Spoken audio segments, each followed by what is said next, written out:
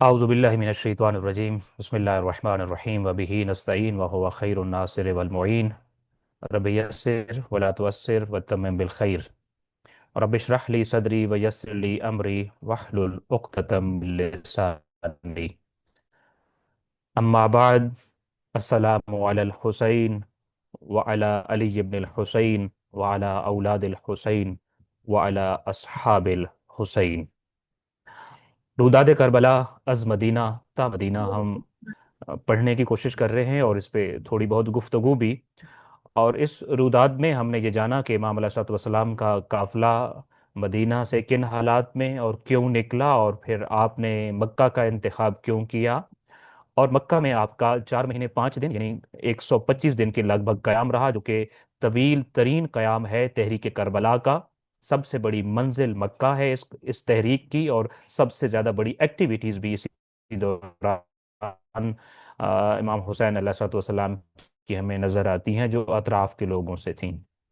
پھر مکہ کیوں چھوڑنا پڑا؟ حالانکہ مکہ تو جائے امن تھا، اور مکہ چھوڑنے کے بعد پھر اگلا انتخاب کس شہر کا تھا اور کس بنیاد پر تھا، ہم نے اس پہ مختصر سی بات کی. تفصیلی بات کا تو شاید اس طرح سے وقت نہیں.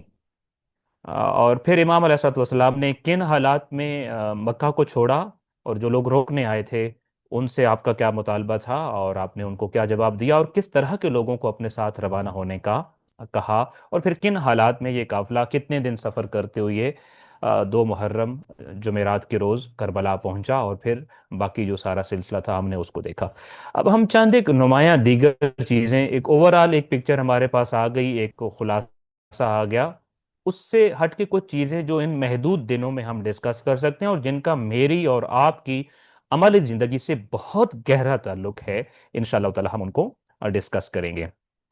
سو آغاز کرتے ہیں آج کے اس چیپٹر کا. ہمارا اگلا تیسرا چیپٹر، 5ویں سیٹنگ البتہ، اس کا عنوان ہے حج کا مسافر. یہ حج کا مسافر کون ہے، اور کربلا کے ساتھ، قافلہ کربلا کے ساتھ ان کا کیا تعلق ہے؟ آئیے ٹیکسٹ پڑھتے ہیں، ساتھ میں البتہ بات چیت ہماری جاری رہے گی. حج ختم ہو چکا تھا، اور حاجیوں کے قافلے اپنے آبائی علاقوں کو واپس پلٹ رہے تھے. سرزمین عراق کی طرف واپس جانے والے قافلوں کے بیچوں بیچ ایک قافلہ ایسا بھی تھا جس نے نہ تو حج کیا تھا اور نہ ہی وہ اپنے علاقے کو، آبائی علاقے کو جا رہا تھا. امام حسین علیہ الصلوۃ والسلام نے 8 ذی الحجہ کو مکہ چھوڑ دیا، اور یہی وہ وقت تھا جب حج کا آغاز ہو رہا ہوتا ہے. اب آپ جس طرف جا رہے تھے، جس شہر کی طرف جا رہے تھے، اس کا نام کوفہ ہے.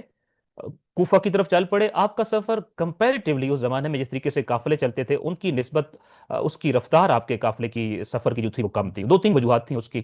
ایک تو یہ تھا کہ آپ کے ساتھ بچے اور خواتین شامل تھے، لہٰذا آپ چاہتے تھے کہ آپ بہت تیزی سے نہ چلیں کہ وہ سفر کی تھکاوٹ کو برداشت نہ کر سکیں.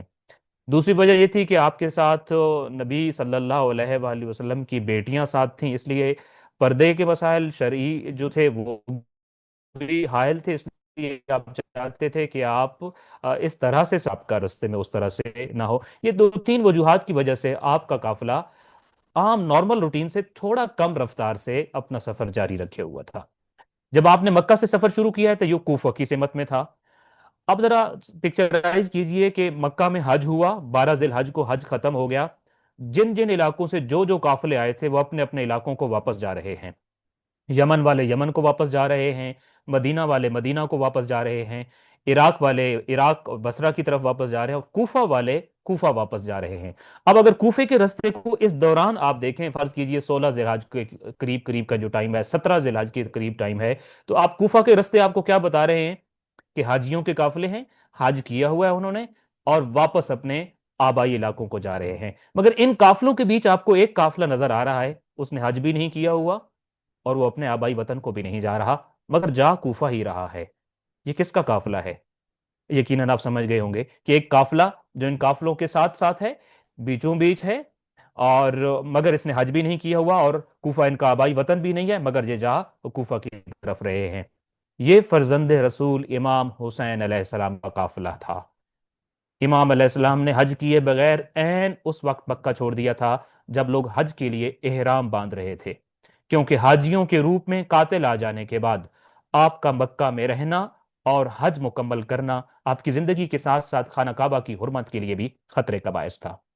تو امام علیہ السلام نے خانہ کعبہ کی حرمت کو بچانے کے لیے ہم ان تمام چیزوں کو ڈسکس نہیں کر سکے ہیں کہ جب کچھ لوگوں نے آ کر آپ کو مشورہ دیا تھا، اور خاص طور پہ عبداللہ ابن زبیر کا ایک جو مشورہ تھا کہ یہ جائے امن تھی، آپ اس کو چھوڑیے تو نہیں، اگر چھوڑنا ہی چاہتے ہیں تو کوفہ چلے جائیے، یعنی لا من ہؤلاء ولا من ہؤلاء، بڑا سیاسی قسم کا مشورہ تھا جو ان کی طرف سے امام علیہ السلام کو دیا گیا تھا۔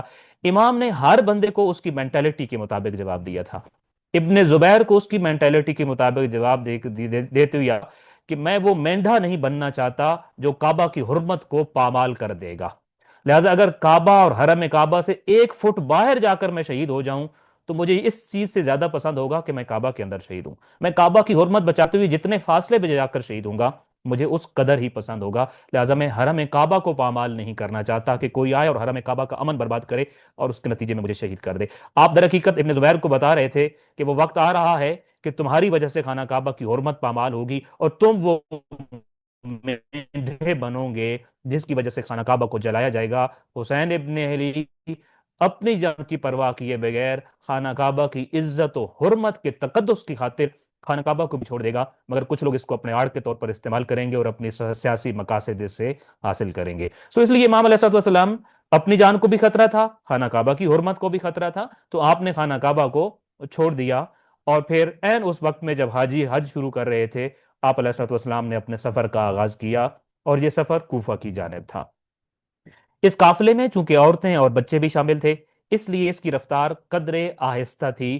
دوسری طرف حج مکمل کر کے عراق واپس جانے والے قافلے بھی اب تقریباً ان کے برابر آ گئے تھے، تو امام علیہ السلام ان حاجیوں سے 5 دن پہلے چلے، 6 دن پہلے چلے، مگر بعد والے قافلے بھی اب چونکہ وہ تیز سفر کر رہے تھے تو رستے میں وہ امام علیہ السلام کے تقریباً برابر آ چکے تھے۔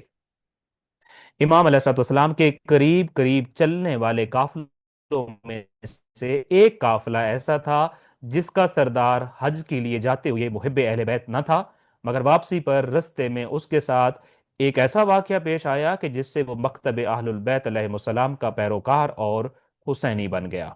یہ زہیر ابن قین کا قافلہ تھا۔ زہیر کوفہ کے رہنے والے تھے اور ان کا شمار کوفہ کے شریف اور بہادر افراد میں ہوتا تھا۔ وہ مایاناز جنگجو اور ماہر تلوار باز تھے۔ اب کوفہ والوں کے جو قافلے تھے جو واپس جا رہے تھے، اب ان میں سے ایک خاص قافلہ ہے جس کے سردار کا نام زہیر ابن قین ہے۔ یہ جب حج کرنے گئے تھے تو یہ شیعہ مسلک سے تعلق نہیں رکھتے تھے، محب اہل بیت بھی نہیں تھے، یہ عثمانی العقیدہ تھے۔ اس زمانے میں جو مختلف مسلک رائج تھے ان میں سے ایک مسلک عثمانی مسلک ہوا کرتا تھا جو خاص طور پہ خلیفہ ثالث کے ماننے والوں کا اور ان کے محبین کا ہوا کرتا تھا، تو یہ ان کے محبین میں سے تھے، ان کے مسلک سے تعلق رکھتے تھے، عثمانی العقیدہ تھے۔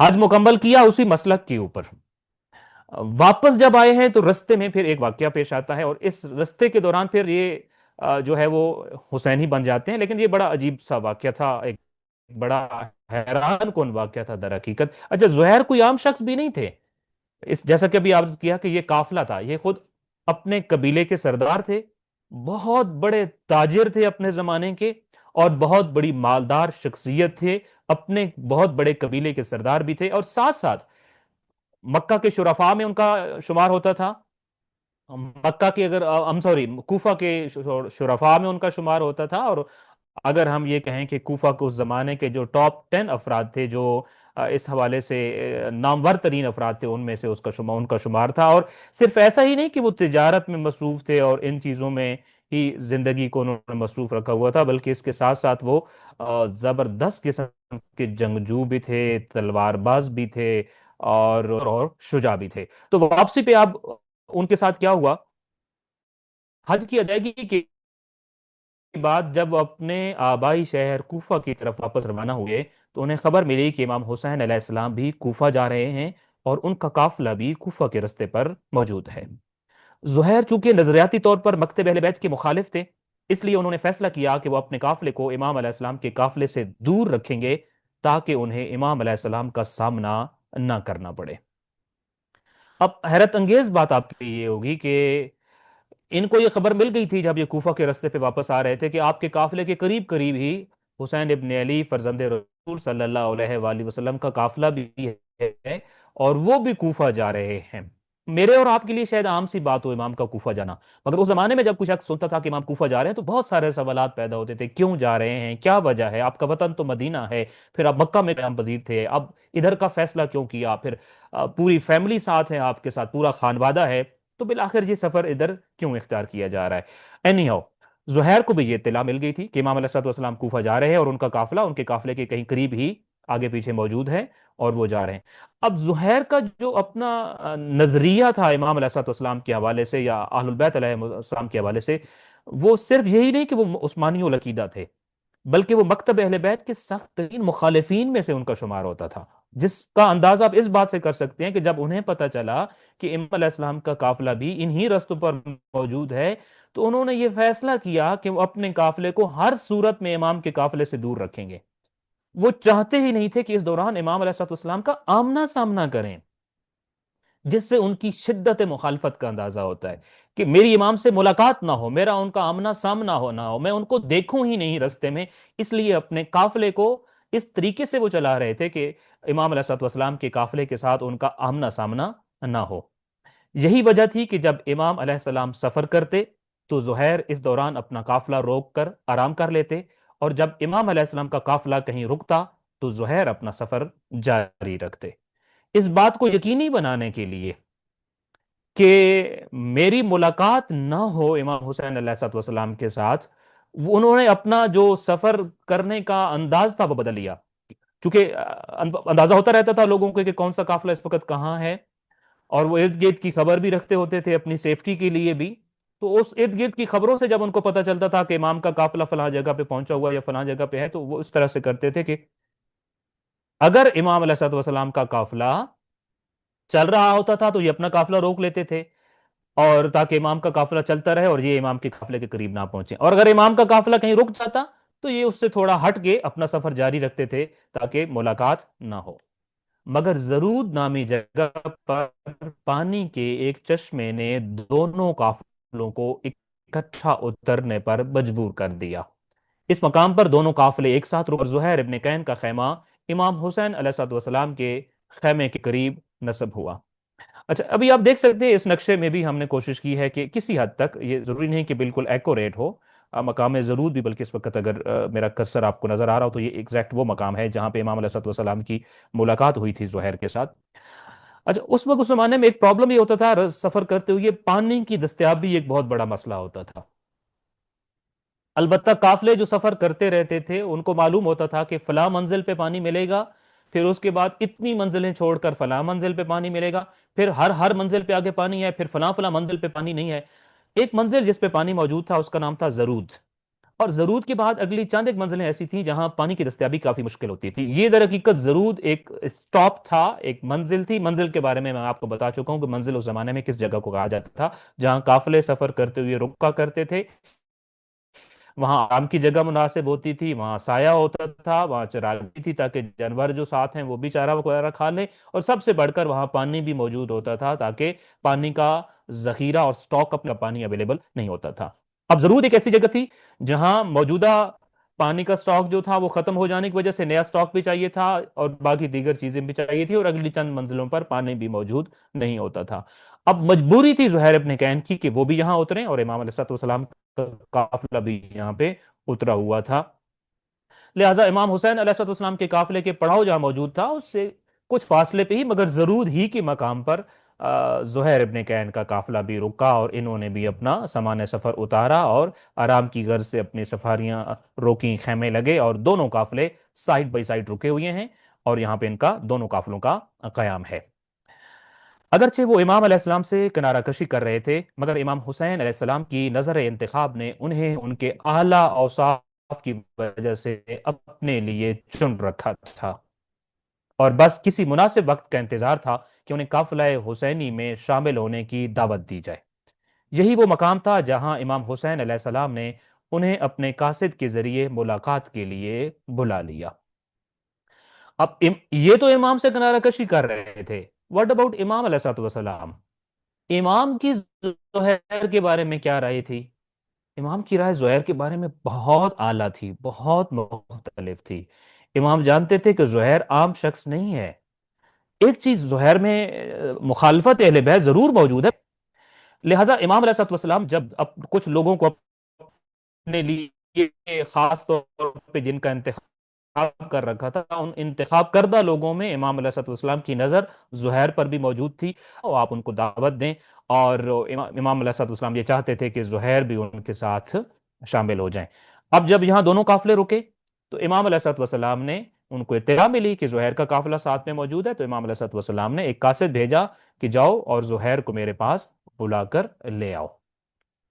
جب قاصد پہنچا تو اس وقت زہیر دسترخوان پر بیٹھے کھانا کھا رہے تھے.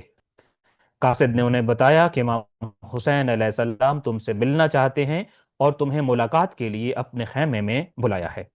قاصد نے پیغام ملاقات دیا. کھانا تناول فرما رہے تھے یہ، اور ان کو بتایا کہ امام حسین علیہ السلام آپ کو اپنے خیمے میں ملاقات کے لیے طلب کر رہے ہیں. زہیر ابن کین نے امام علیہ السلام کی دعوت کو مسترد کرتے ہوئے ملاقات کے لیے ان کے خیمے میں جانے سے انکار کر دیا.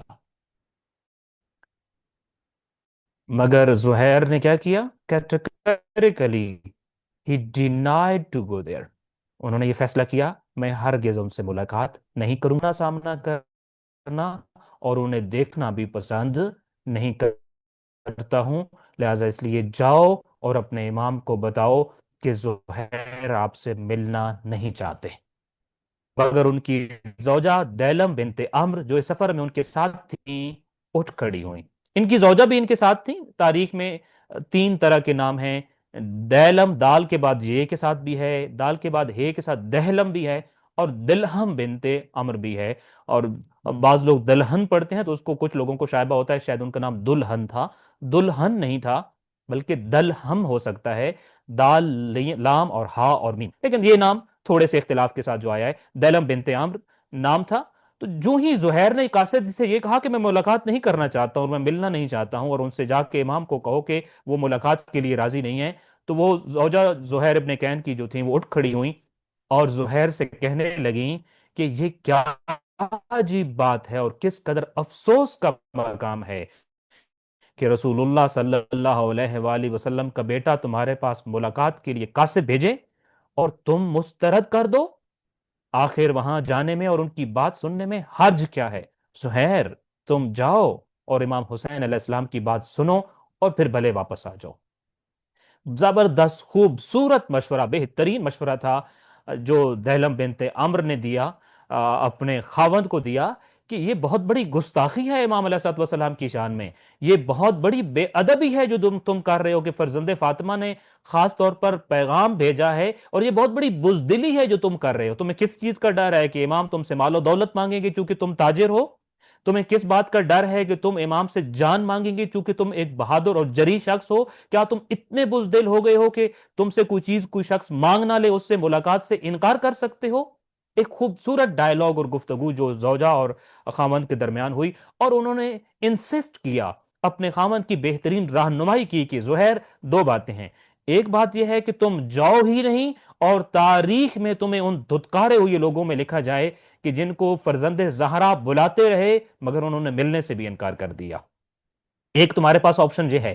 دوسرا آپشن یہ ہے کہ جاؤ ملاقات کر کے آؤ، ان کی بات سن لو، بے شک ان کی بات نہ ماننا، بے شک ان کی بات پہ لبیک نہ کہنا، وہ جو کچھ تم سے مانگتے ہیں انہیں بے شک نہ دینا، لیکن کم از کم ملاقات کے لیے تو جاؤ. امام علیہ الصلوۃ والسلام سے ملو تو ضرور. تمہیں ملنے کے لیے امام علیہ الصلوۃ والسلام کے پاس ضرور جانا چاہیے. لہٰذا جب انہوں نے یہ کہا کہ تمہیں ان کے پاس جانا چاہیے اور ان سے ملاقات کرنی چاہیے، تو اچھا یہاں میں ایک لمحے کے لیے پھر اگر رک جاؤں، کچھ باتیں ایسی ہوتی ہیں جن کو ہم نے ڈسکس کرنا ہوتا ہے لیکن وہ باتیں بڑی سینسیٹیو ہوتی ہیں، لیکن مجبوری ہے اگر وہ ہم باتیں نہیں کریں گے اور وہ روایتی باتیں کرتے جائیں گے تو کیا کریں گے. ناج البلاغہ میں امیر المومنین علی بن ابی طالب علیہ الصلوۃ والسلام کا ایک فرمان ہے کہ عورت کے مشورے پہ کبھی عمل مت کرنا، چاہے وہ تمہیں اچھا مشورہ ہی کیوں نہ دے رہی ہو، اس لیے کہ یہ تمہیں آج اچھا مشورہ دے رہی ہے اور اگر تم نے قبول کر لیا تو کل غلط مشورے کے بارے میں بھی اس کی توقع یہ ہوگی کہ تم اس کو قبول کرو گے.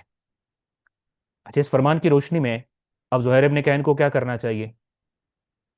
اچھا مشورہ ہے مگر زوجہ کی طرف سے آ رہا ہے، تو وہ فرمان تو جو ہم نے اور آپ نے سن رکھا ہے اور اپنی کوتاہ فکروں کے ساتھ جس کو سمجھ رکھا ہے، میں البتہ اپنی حد تک کہہ رہا ہوں، اس حساب سے تو یہ مشورہ قابل قبول نہیں ہے، بلکہ اب اس کی مخالفت ضروری ہے۔ زہیر کا اگر ذہن کہیں نہ کہیں بن رہا تھا کہ جانا چاہیے، تو چونکہ آپ زوجہ نے مشورہ دے دیا ہے، اور اگر اچھا مشورہ ہی کیوں نہ ہو تو اس کی مخالفت ضروری ہے، لہٰذا اس مخالفت میں نہیں جانا چاہیے، کیونکہ یہ امام علی علیہ السلام کے فرمان پر عمل ہوگا۔ کیا آپ کا کیا خیال ہے؟ یہ ایک درست بات ہوگی؟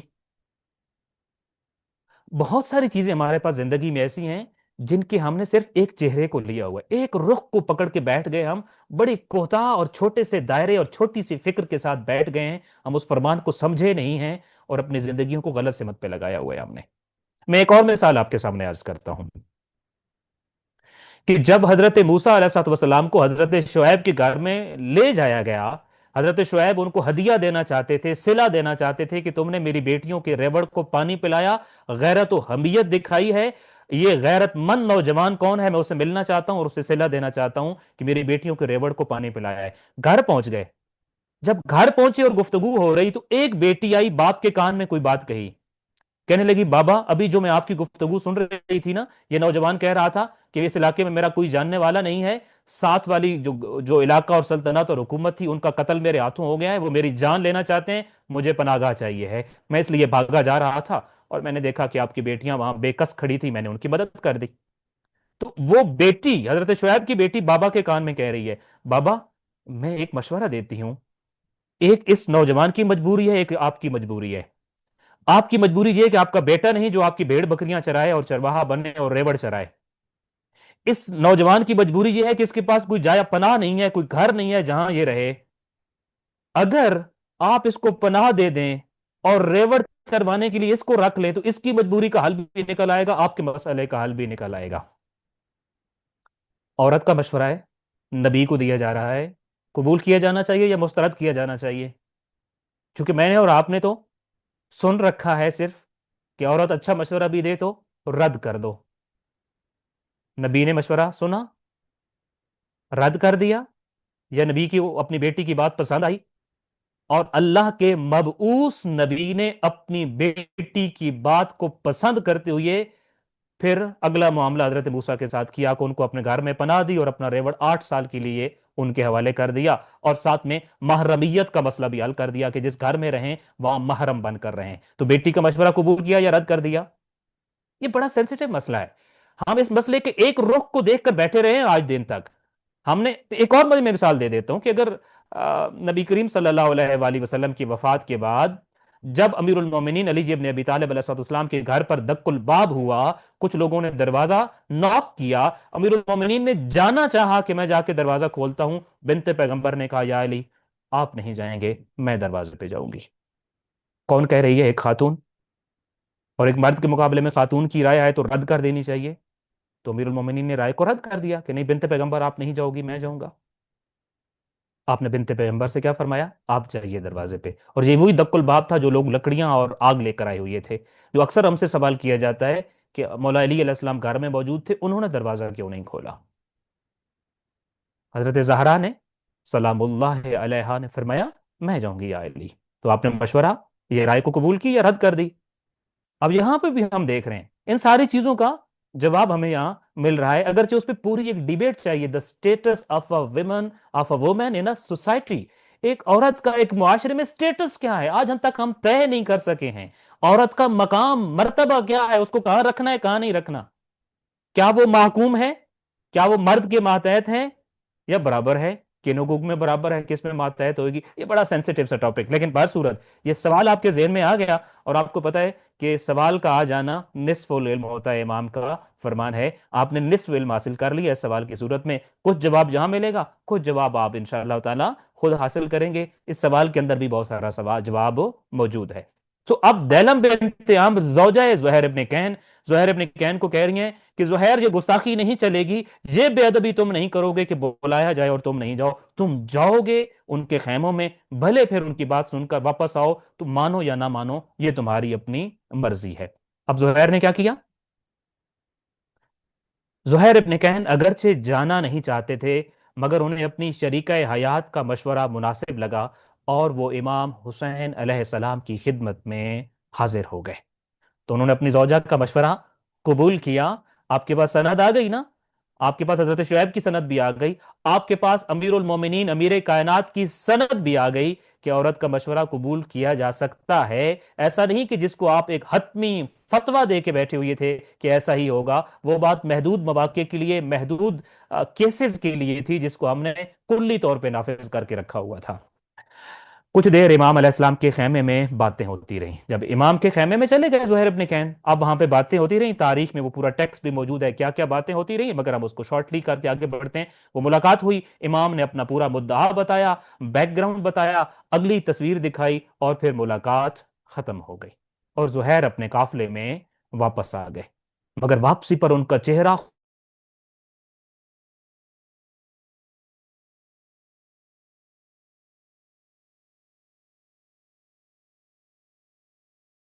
جانا نہیں چاہتے تھے، اگر انہیں اپنی شریک حیات کا مشورہ بہت مناسب لگا اور وہ امام علیہ السلام کی خدمت میں وہاں پہنچے، اور پھر ملاقات بہت اچھی رہی، اور ہم یہ دیکھتے ہیں کہ واپسی پر ان کا چہرہ خوشی سے چمک رہا تھا۔ آتے ہی انہوں نے اپنے قافلے والوں کو حکم دیا کہ میرا خیمہ یہاں سے اکھاڑ کر امام حسین علیہ السلام کے پڑاؤ میں ان کے خیمے کے ساتھ نصب کیا جائے۔ وہ زہیر جو جانا ہی نہیں چاہتے تھے، جو بات ہی نہیں کرنا چاہتے تھے، جب وہ چلے گئے تو وہ وہاں پہ جا کر واپس آتے ہیں تو وہ چہرہ خوشی سے کھلا رہا ہے، مسرت اور شادمانی صاف نظر آ رہی ہے، اور پھر حکم یہ دے رہے ہیں کہ میں تمہارا قافلہ چھوڑ کے جا رہا ہوں، یہ میرے اپنے قافلے سے یہ میرا خیمہ اکھاڑا جائے اور فرزند پیغمبر صلی اللہ علیہ وآلہ وسلم کے قافلے کے اندر جا کر ان کے خیمے کے ساتھ میرا خیمہ نصب کر دیا جائے۔ سب قافلے والے حیران تھے کہ کچھ دیر پہلے تو زہیر ملاقات کے لیے نہیں جانا چاہ رہے تھے، اور اب اپنا قافلہ اور سرداری سب کچھ چھوڑ کر امام کے پڑاؤ میں منتقل ہونے کا فیصلہ کر لیا ہے۔ سوری، زہیر نے ان کو حیرت زدہ دیکھا تو انہیں بتایا کہ میں نے امام حسین علیہ السلام کا ساتھ دینے اور ضرورت پڑنے کی صورت میں ان پر اپنی جان قربان کرنے کا فیصلہ کر لیا ہے۔ میں ان کے قافلے میں شامل ہونے جا رہا ہوں، تم میں سے جو کوئی اس مہم میں میرے ساتھ شریک ہونا چاہے تو بسم اللہ، ورنہ یہ میری اور آپ کی آخری ملاقات ہے۔ سو زہیر بن کہن نے اپنا فیصلہ دو ٹوک بتایا کہ میں نے امام سے جو ملاقات کی ہے اور امام نے جو مجھے حالات بتائے ہیں، میں فرزند زہرا سلام اللہ علیہ پر اپنی جان نچھاور کرنے اور ہر حال میں ان کے ساتھ شامل ہونے اور ان کی نصرت کرنے، ان کی مدد کرنے کا فیصلہ کر چکا ہوں۔ تمہارا قافلہ چھوڑ دیا ہے، اب سے میں قافلہ حسین کا حصہ ہوں۔ تم میں سے اگر کوئی میرے ساتھ آنا چاہتا ہے تو بسم اللہ ضرور آئے، اور اگر نہیں آنا چاہتا تو یاد رکھو یہ میری اور تمہاری آخری ملاقات ہوگی۔ پھر اپنی نیک سیرت زوجہ کو ان کے بھائی کے ساتھ ان کے میکے کوفہ بھجوا دیا اور کہا کہ میں نہیں چاہتا کہ میری وجہ سے تمہیں کوئی تکلیف پہنچے۔ ان کی زوجہ نے روتے ہوئے انہیں الوداع کیا اور ان سے بس ایک درخواست کی کہ قیامت کے دن میدان محشر میں مجھے حسین علیہ السلام کے نانا کی بارگاہ میں نہ بھولنا۔ یہ سب باتیں کر کے زہیر نے اپنے قبیلے والوں کو الوداع کیا اور لشکر حسین علیہ السلام سے جا ملے، اور پھر سپاہی حسین علیہ السلام کے اہم ترین افراد میں شمار ہونے لگے۔ دہلم بنت عمرو کے کردار کے حوالے سے میں ایک اور پوائنٹ بھی عرض کروں اور اگلی چند ایک چیزیں آپ کے سامنے عرض کرتا ہوں۔ دہلم بنت عمرو قافلہ کربلا کے ساتھ گئیں یا نہیں گئیں، تاریخ میں مختلف اقوال ملتے ہیں۔ کچھ کتابوں میں یہ بھی ملتا ہے کہ وہ زہیر کے ساتھ کربلا تشریف لے گئیں اور وہ وہاں موجود تھیں اسارا کے ہمراہ۔ کچھ میں یہ ملتا ہے کہ وہ اپنے میکے واپس چلی گئیں، کچھ میں کچھ دیگر اقوال بھی ملتے ہیں۔ بہر صورت جو اصل چیز جو روح کربلا سے متعلق ہے وہ یہ ہے کہ انہوں نے ایک شرط رکھی، اگر جدا ہوئی بھی صحیح اور جس طرح سے بھی جدا ہوئی، کہ میں آپ اگر جا رہے ہیں اور مجھ سے جدا ہو رہے ہیں تو اس جدائی پہ یہ اس کی محرک میں تھی، اس کی موٹیویٹر میں تھی۔ اب میری ایک شرط ہے، میں آپ کی جدائی کو قبول کر لوں گی، میری شرط یہ ہے کہ قیامت کے دن جب رسول اللہ صلی اللہ علیہ وآلہ وسلم کے ساتھ میدان محشر میں تم ان کے ہمراہ کھڑے ہوگے، تب مجھے نہیں بھولنا، مجھے یاد کرنا نبی کریم صلی اللہ علیہ وآلہ وسلم کی بارگاہ میں، تاکہ میں بھی تمہارے ساتھ وہاں پر آ سکوں۔ اچھا، اب یہاں ایک کردار ہے جناب زہیر ابن کین کا، آپ دیکھ رہے ہیں، میں نے بہت بڑے نپے تلے الفاظ میں، بڑے نرم الفاظ میں ڈسکس کیا، وہ کردار جو امام حسین علیہ السلام کو دیکھنا نہیں چاہتا، جو ملنا نہیں چاہتا، جو ان کا آمنا سامنا نہیں کرنا چاہتا، جو اتفاقاً رستے میں ان کے پاس سے گزرنا بھی نہیں چاہتا، جو ان سے دور رہنا چاہتا ہے، جو ان سے کٹ کے رہنا چاہتا ہے، مگر ایک واقعہ ہوا، اور اس واقعے کے بعد کیا ہوا؟ وہ یکسر تبدیل ہو گئے۔ اس کے بعد کچھ چیزیں ہیں، زہیر صرف تبدیل نہیں ہوئے، زہیر نے کچھ بڑے مقام حاصل کیے، ہم اس پہ بعد میں جاتے ہیں۔ لیکن دو سملیرٹیز ہیں دو واقعات کے اندر، میں چاہتا ہوں کہ وہ دوسرا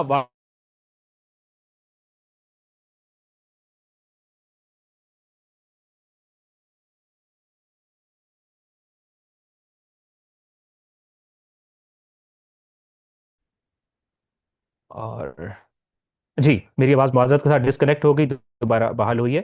تو میں آج یہ کر رہا تھا کہ دو واقعات ہیں جن میں بہت زیادہ مشابہت پائی جاتی ہے، سملیرٹی پائی جاتی ہے، اور ان دونوں واقعات کو ڈسکس کریں۔ یہ واقعہ ہے مقام منزل زرود کا، اور منزل زرود سے آپ تھوڑا آگے چلے، میں اس منزل کی جگہ پہ واپس آتا ہوں تاکہ آپ اس کو دیکھ بھی سکیں اپنی سکرین پہ۔ تو ایک جگہ ہے جس کا نام ہے قصر بنی مقاتل، جو کہ آپ دیکھتے ہیں کربلا کے بہت قریب جا کر ہے۔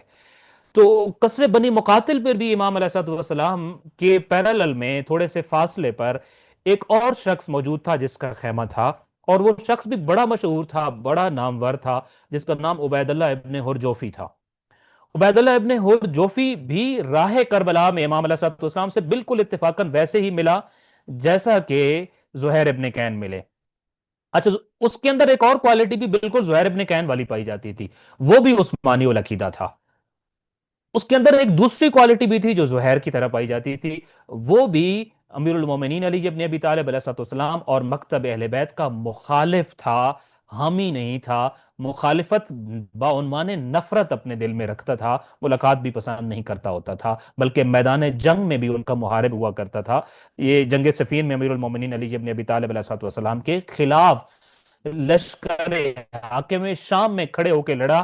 اور ایک اور سملیرٹی بھی اس میں پائی جاتی تھی، وہ بڑا مایا ناز جنگجو اور بہادر شخص تھا، کوفہ کے نامور ترین جو جنگجو تھے، جو بہادر تھے، جو تلوار باز تھے، اور اس میں ان کے شمار ہوتا تھا۔ شاید اس کی بہادری کی قصے زہیر سے بھی زیادہ تھے۔ بہت ساری سملیرٹیز ہیں کہ وہ بھی ایک جگہ پہ زہیر کا خیمہ زرود پہ امام سے تھوڑے فاصلے پہ لگا، اور عبید اللہ ابن ہرجوفی اس کا جو خیمہ ہے وہ قصر بنی مقاتل پہ امام سے تھوڑے فاصلے پر موجود تھا۔ امام کو اطلاع ملی کہ عبید اللہ ابن ہرجوفی وہاں موجود ہے، آپ نے اپنے مؤذن حجاج ابن مسروق کو وہاں بھیجا کہ جاؤ اور جا کر اس سے ملاقات کرو، اور ملاقات کرنے کے بعد اس کو کہو کہ امام علیہ الصلوۃ والسلام تمہارے لیے ایک بہت بڑا تحفہ لائے ہیں، بہت بڑی سوغات لائے ہیں، اگر تم اس کو قبول کر لوگے تو تم عظیم شہادت کے مرتبے پر فائز ہوگے، تم اپنے عظیم اجر و ثواب کے مستحق ٹھہرو گے۔ تو یہ حجاج ابن مسروق گئے ہیں، ان سے ملاقات کی ہے، اور ملاقات کر کے ڈائریکٹ پیغام پہنچایا ہے کہ امام تم سے یہ چاہتے ہیں تم میرے ساتھ شامل ہو جاؤ۔ ابن حر نے وہاں جو جواب جناب حجاج ابن مسروق کو دیا، اس نے یہ کہا کہ میں ابھی کوفہ سے نکلا ہوں، اور میں چاہ کر کوفہ چھوڑ کر آیا ہوں، کوفہ کے حالات میرے رہنے کے قابل نہیں رہے تھے، میں نے وہاں پہ کوفہ کی گلیوں میں موت کو رقص کرتے ہوئے دیکھا ہے، اگر کسی چیز کا راج ہے کوفہ پر تو وہ صرف موت ہے، اور میں یقین سے کہہ سکتا ہوں حسین ابن علی کا قافلہ اگر کوفہ کی طرف جا رہا ہے تو وہاں پہ موت رقص کر رہی ہے، اور حسین ابن علی وہاں مارے جائیں گے، یہ میں یقین کے ساتھ کہہ سکتا ہوں۔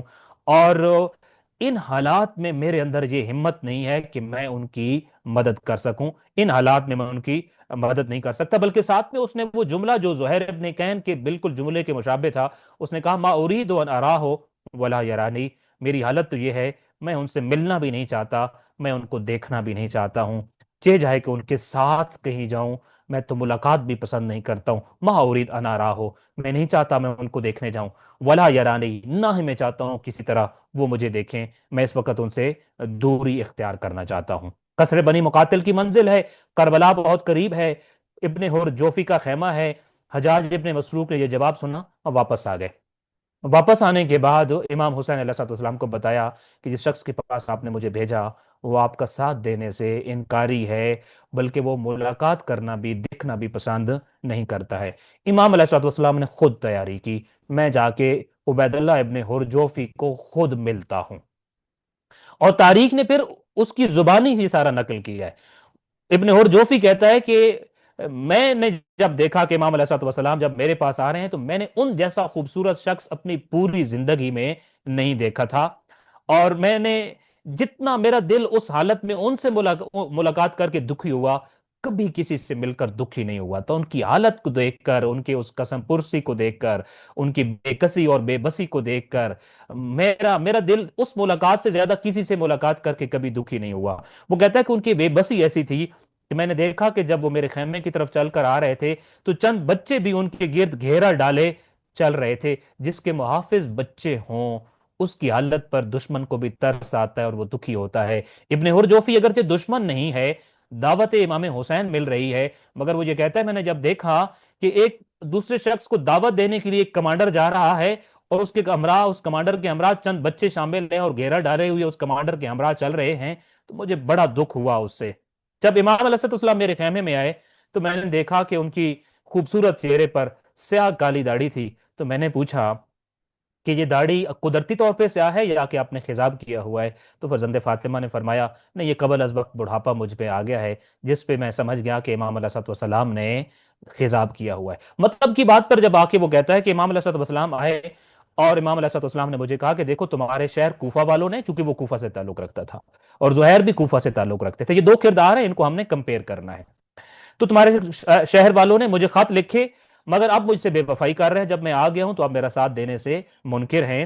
تو میں یہ جانتا ہوں گزشتہ زندگی میں تم سے بہت بڑی بڑی غلطیاں ہوئی ہیں، اس دوران قصر بنی مقاتل پہ تمہارے خیمے کے اندر ایک بہت بڑی دعوت لے کر تمہارے پاس آیا ہوں، اپنی ماضی کی تمام خطائیں، تمام غلطیاں معاف کرانے کا موقع آ گیا ہے، آؤ ساری غلطیاں معاف کرا لو، ساری خطائیں معاف کرا لو، اور کیا تم چاہتے ہو سب کچھ ختم ہو جائے اور تم پاک ہو جاؤ اور تمہاری توبہ قبول ہو جائے؟ ابن اور جوفی کہتا ہے میں نے امام سے پوچھا میری توبہ کیسے قبول ہوگی، کیسے توبہ کروں؟ امام علیہ السلام نے فرمایا ان تنصروا ابن بنت نبی کا وتقاتل معه، تمہاری توبہ قبول ہونے کی شرط یہ ہے آؤ میرا ساتھ دو، فرزند فاطمہ کے ساتھ ہو جاؤ اور اس کے ہمراہ لشکر یزید سے ٹکرا جاؤ اور جنگ کرو۔ عبید اللہ ابن ہرجوفی جواب میں امام علیہ الصلوۃ والسلام کو پہلا جملہ آپ نے خاص طور پہ غور سے سننا ہے، پھر اگلی گفتگو تب کنیکٹ کر پائیں گے۔ وہ کہتا ہے خدا کی قسم میں یہ جانتا ہوں جو آپ کی مدد کرے گا وہ ہمیشہ ہمیشہ کی کامیابی اور سعادت اور فلاح پا جائے گا۔ میں یہ بات جانتا ہوں آپ کا مدد کرنے والا کامیاب ہے، فلاح پا جائے گا، لیکن فرق یہاں سے شروع ہوتا ہے۔ اس سے پہلے عبید اللہ ابن ہرجوفی اور زہیر ابن کین دونوں سیم ایک جیسے تھے، مگر زہیر جب ملاقات کے لیے امام علیہ السلام کے خیمے میں گئے تھے تو زہیر نے اس ملاقات میں کہیں پر بھی کسی جگہ پر بھی لیکن نہیں کہا تھا کہ مولا آپ صحیح کہتے ہیں لیکن میرا کاروبار، لیکن میرا قبیلہ، لیکن میری سرداری، لیکن میرے فلاں مسئلے، لیکن فلاں چیز نہیں۔ زہیر کا کمال یہ تھا، لشکر حسین میں ملنے کی سب سے بڑی وجہ یہ تھی کہ Zaheer have no any ifs and buts, اس کی کسی گفتگو میں ہمیں کہیں بٹ نظر نہیں آتا، لیکن نظر نہیں آتا۔ عبید اللہ جو ہی لیکن کہتا ہے تو سمجھ لیجئے وہ یہ سمجھتے ہوئے جانتے ہوئے بھی کہ نجات کا موقع اس کے خیمے میں چل کر آیا ہے، وہ نجات کو حاصل نہیں کر سکے گا، اس لیے اس نے پہلی بات کیا کی، میں جانتا ہوں جو کوئی بھی آپ کے ساتھ ملا وہ یقینی فلاح اور نجات پا جائے گا، لیکن مسئلہ یہ ہے کہ میری مدد کا آپ کو کوئی فائدہ نہیں مل سکتا ہے، میں مدد تب کرتا جب میری مدد کا آپ کو فائدہ ہوتا۔ میں نے دیکھا کوفہ میں ایک بھی شخص ایسا نہیں ہے جو آپ کا حامی ہو، میں اکیلا آپ کی مدد کر کے کیا کر سکوں گا، کہ آپ کو بچا لوں گا؟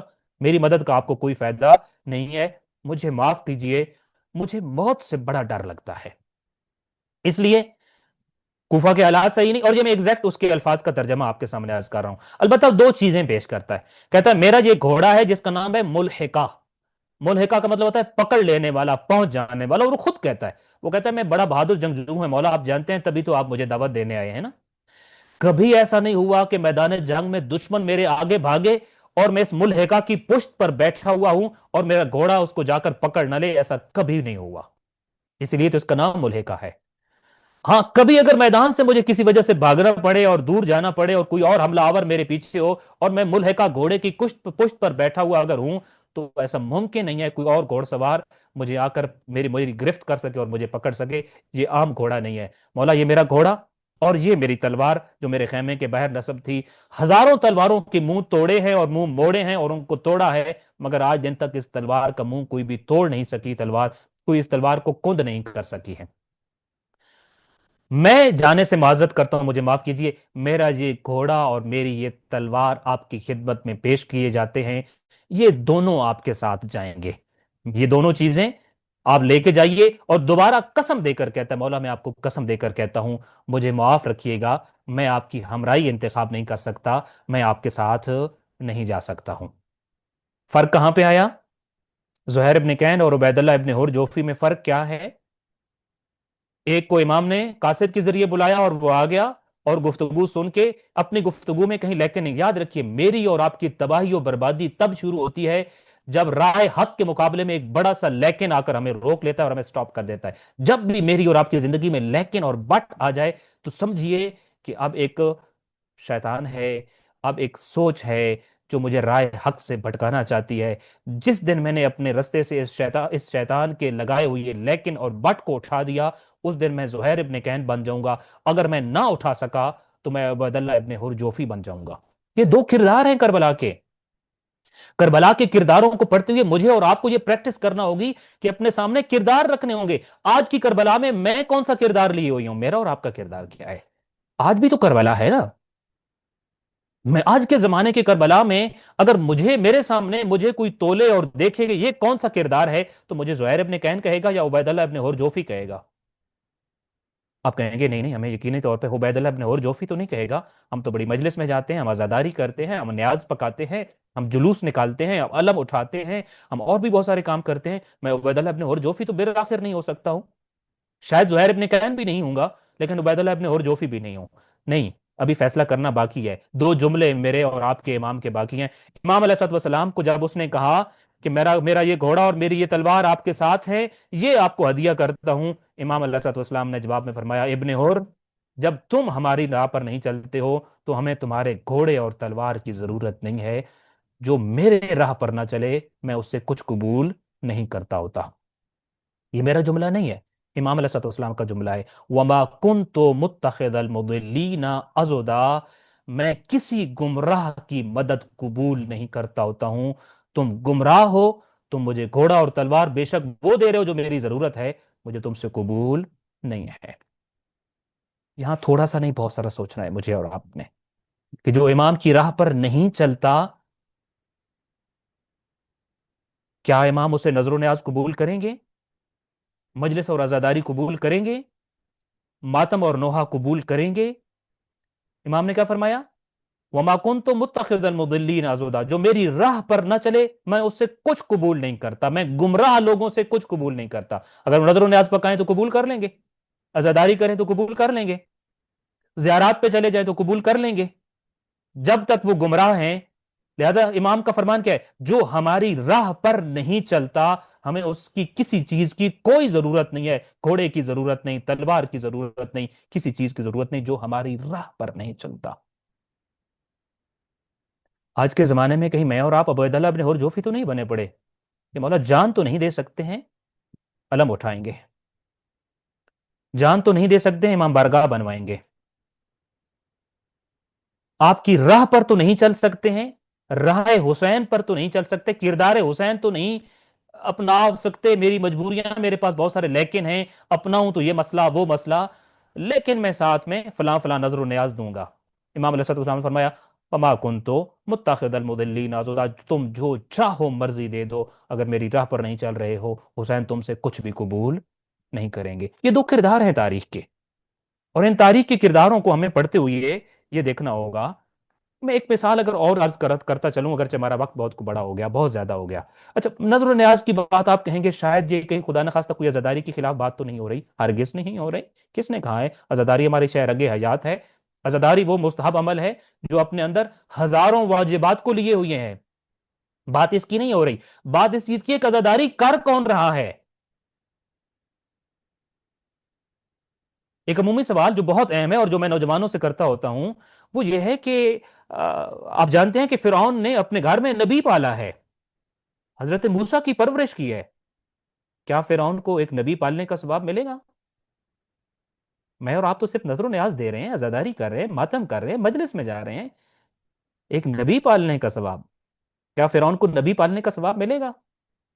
وہاں بھی یہی فرمولہ اپلائی ہوگا، وَمَا كُنْتُ مُتَّخِذَ الْمُضِلِّينَ عَضُدًا۔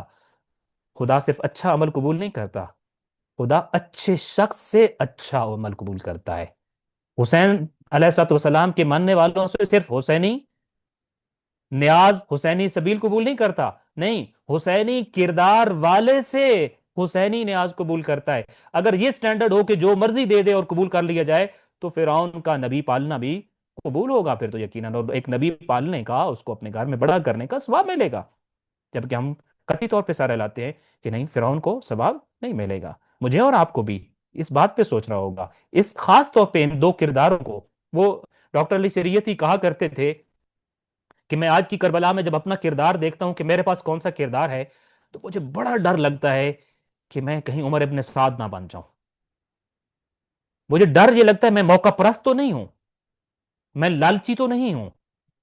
پھر وہ خود کہتے تھے کہ میرے اندر یہ کیپیسٹی نہیں ہے کہ میں حسین بنوں، اور نہ ہی میں یہ ڈیزرو کر سکتا ہوں کہ میں یزید بنوں۔ حسین و یزید بننا تو میرے اختیار میں نہیں ہے۔ جس چیز کا مجھے بڑا خطرہ اور ڈر رہتا ہے کہ خدا نخواستہ آج کے زمانے کا عمر ابن سعد والا کردار تو میرے اندر نہیں پایا جاتا۔ یہ کربلا کے کرداروں کے اندر مجھے اور آپ کو اپنا کردار ڈھونڈنا ہوگا کہ میں موجودہ کردار کے تحت اس زمانے کا اگر کوئی کردار ہوتا تو کون ہوتا؟ زہیر ہوتا، عبید اللہ ابن ہرجوفی ہوتا، عمر ابن سعد ہوتا، یا کون ہوتا؟ ہم میں سے کوئی بھی یقینی طور پہ نہ حسین بننے کی کیپیسٹی رکھتا ہے، نہ یزید بننا ڈیزرو کرتا ہے، لیکن اس طرح کے کرداروں میں کہیں نہ کہیں ہم ایڈجسٹ تو نہیں ہو رہے۔ اس لیے کربلا کردار سازی کرتی ہے۔ یہاں پہ جب ہم زہیر کا کردار پڑھتے ہیں تو زہیر آ گئے امام کے لشکر میں اور چلے گئے کربلا، اور آپ زہیر عام شخص نہیں تھے۔ ہر اہم موقع پر امام حسین علیہ السلام نے انہیں کوئی نہ کوئی ذمہ داری ضرور سونپی ہے۔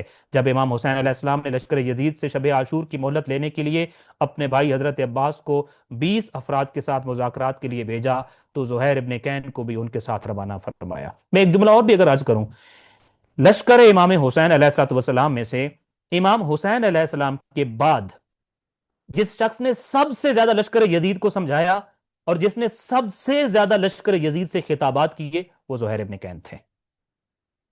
امام کا مخالف ہے، بلکہ تھا یوں کہیں ہم، مگر امام کے بعد سب سے زیادہ ترویج، تبلیغ مکتب اہل بیت کی جس نے امام کے بعد کی ہے لشکر امام حسین میں کھڑے ہو کر، وہ یہ زہیر ہیں۔ وہ جب 2 محرم کا واقعہ آیا تھا اور حور نے روکنا چاہا تھا، اس موقع پہ بھی امام علیہ السلام کو مشورہ دیا تھا اور حور سے گفتگو بھی کی تھی۔ میں ساری ان تمام چیزوں کو شاید بیان نہ کر سکوں وقت کی قلت کی وجہ سے۔ اسی طریقے سے 9 محرم کو جب امام علیہ السلام کے قافلے پہ حملے کا حکم دے دیا گیا تھا عصر کے وقت، تو 20 سوار لے کر جناب عباس علیہ السلام گئے تھے، اور وہاں پہ زہیر ابن کین بھی گئے تھے۔ اور شاید ہم نے یہاں لکھا ہے یا نہیں لکھا، وہاں جب حضرت عباس کے ان کے ساتھ مذاکرات ہوئے اور حضرت عباس واپس امام حسین علیہ السلام کو وہ پیغام دینے آئے، تو 19 سوار وہیں رک گئے تھے۔ ان 19 سواروں میں سے زہیر ابن کین چند قدم آگے بڑھ کر لشکر یزید سے خطاب کر کے ان سے آپ نے گفتگو کی تھی اور وہاں سے خطبہ ارشاد فرمایا تھا اور ان کو سمجھانے کی کوشش کی تھی۔ زہیر عام شخص نہیں بنے، بلکہ ہم ان کے بارے میں جب دیکھتے ہیں کہ اس زمانے میں جتنے بھی لشکر ہوتے تھے جو جنگ لڑتے ہوتے تھے، اس لشکر کے 3 حصے ہوتے تھے۔ ایک لشکر کا رائٹ ونگ ہوتا تھا، ایک لیفٹ ونگ ہوتا تھا، ایک سینٹرل ونگ ہوتا تھا، جس کو میسرہ، میمنہ اور قلب لشکر کہا جاتا تھا۔ حضرت عباس علمدار قلب لشکر کے کمانڈر تھے، پورے لشکر کی کمانڈ ان کے پاس تھی، اور قلب لشکر جو تھا ان کی کمانڈ میں تھا۔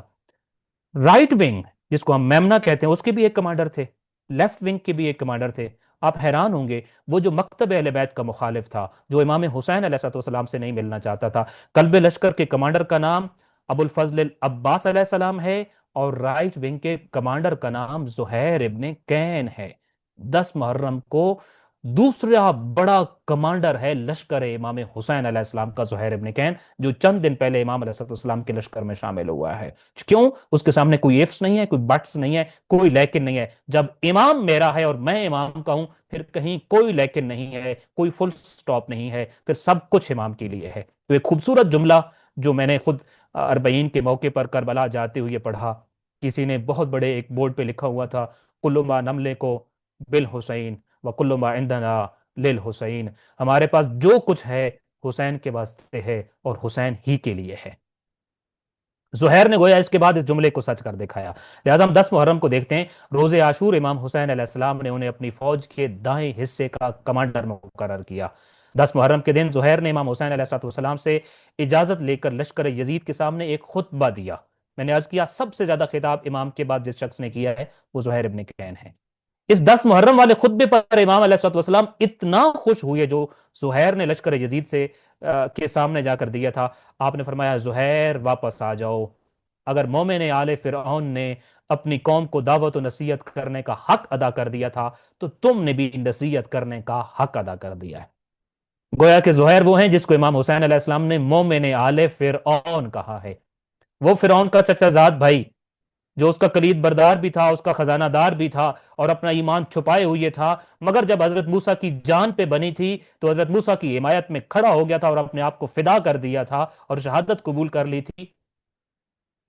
آج کے فرعون کے زمانے میں بھی، یزید کے زمانے میں بھی، امام حسین علیہ السلام زہیر ابن کین کو مومن آل فرعون کا لقب دے کر کہتے ہیں اگر مومن آل فرعون نے حق کا ساتھ دینے کا حق ادا کیا تھا تو تم نے بھی نصیحت ادا کرنے کا حق ادا کری۔ یہ کس کے فضائل پڑھ رہا ہے اور کون پڑھ رہا ہے؟ امام حسین علیہ السلام، اس کے فضائل جو چند دن پہلے ملنا نہیں چاہتا اور انکار کر دیتا ہے۔ زہیر ابن کین 10 محرم کو نماز ظہر کے بعد میدان کربلا میں شہید ہوئے۔ جنگ کرتے ہوئے جب وہ زخمی ہو کر کربلا کی زمین پر گرے تو امام حسین علیہ السلام ان کے سرحانے تشریف لائے اور فرمایا اے زہیر، خدا تمہیں اپنی رحمت سے دور نہ رکھے اور تمہارے قاتلوں پر لعنت کرے، ایسی لعنت جو جب گزشتہ قوموں پر کی گئی تو وہ بندر اور سور کی شکل میں مسخ ہو گئے۔ یہ امام علیہ السلام زہیر کے سرحانے موجود ہیں اور آپ کے قاتلوں پر ایسی لعنت کی ہے جو کسی اور کے قاتلوں پر نہیں کی۔ یوں حج کے اس مسافر نے حج کے عاشق امام کی گود میں آخری سانسیں لیں اور ان کی روح پرواز کر گئی۔ سو یوں زہیر کا وہ سفر جو زرود کے چشمے سے شروع ہوا تھا، وہ کربلا کے میدان پر فرات کے کنارے عاشق امام کی گود میں حج کے اس مسافر کا وہ سفر مکمل ہوتا ہے۔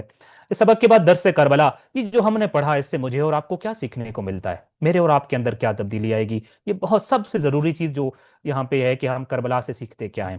خاص طور پہ انشاءاللہ آپ غور فرمائیں گے، میں اور آپ ایک اور جگہ بھی غلطی کر رہے ہیں اور اس غلطی کی اصلاح اس پوائنٹ میں موجود ہے۔ تحریک کربلا اپنے آغاز سے ہی غیروں کو اپنی طرف متوجہ کرتی آئی ہے اور صلاحیت رکھنے والے افراد کو اپنا لیتی ہے۔ ضروری ہے کہ ہم بھی امام حسین علیہ السلام کی طرح غیروں کو اس تحریک کی طرف دعوت دیں اور انہیں خود سے دور کرنے کی بجائے قریب کریں۔ یہ بہت اہم بات ہے۔ الحمدللہ اب مجلسوں کی کیفیت بہتر ہوتی جا رہی ہے، مگر اب بھی بہت ساری مجالس ایسی ہیں جس میں غیروں کے لیے نفرت کا پیغام دیا جاتا ہے، دور کیا جاتا ہے۔